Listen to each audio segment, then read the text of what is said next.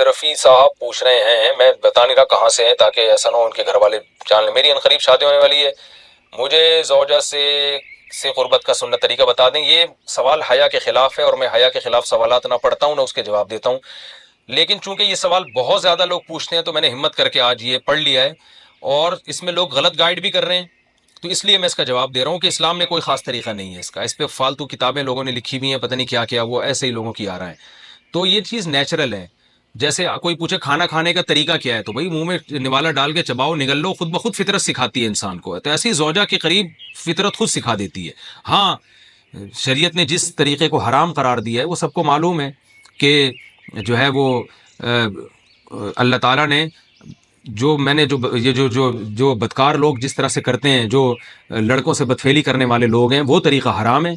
تو باقی اللہ تعالیٰ نے میاں بیوی کا معاملہ رکھا ہے، ایک دوسرے کا لباس ہے، تو کمرے کی باتیں ہیں وہ جیسے چاہیں مناسب سمجھے، وہ ان کا اپنا ذاتی عمل ہے، اس کا کوئی خاص طریقہ نہیں ہے، اور یہ نیچر انسان کو خود سکھاتی ہے۔ نہ یہ طریقے نہ کسی سے سیکھنے کی ضرورت ہے۔ بعض لوگ تو حد درجے کی بے شرمی کرتے ہیں، وہ شادی سے پہلے جو ہے وہ فحش فلمیں دیکھتے ہیں تاکہ ہمیں طریقہ آ جائے۔ یہ انتہائی درجے کی بےہودگی ہے، انتہائی درجے کی ایک لعنتی عمل ہے یہ۔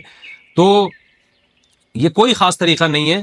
میاں بیوی ایک دوسرے کا لباس ہیں، وہ جس طرح سے ایک دوسرے کو سیٹسفائی کر سکتے ہیں وہ کر لیں تاکہ ان کی توجہ کسی اور طرف نہ جائے، وہ حلال کی تسکین ان کی بند کمرے کے اندر ہو جائے۔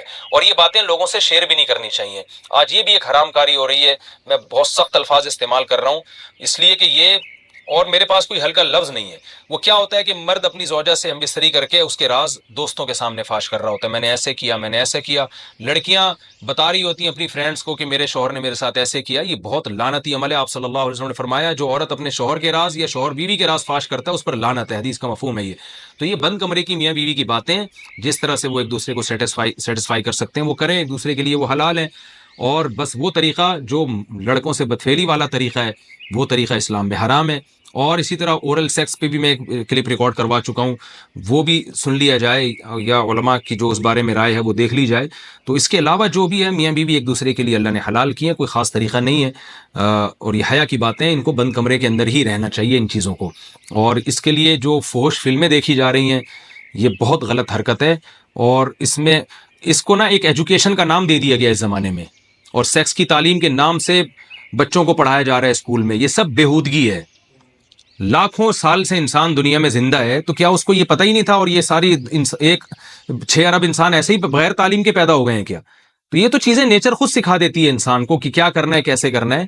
اس میں کوئی اسکول کالج میں پڑھنے کی ضرورت نہیں ہے۔ ہاں، شرعی حکام اس کے 2-4 ہیں، وہ علماء بتاتے رہتے ہیں، وہ کتابوں میں لکھے ہوئے ہیں کہ کون سا راستہ حرام ہے اور کون سے راستے میں آنا جائز ہے۔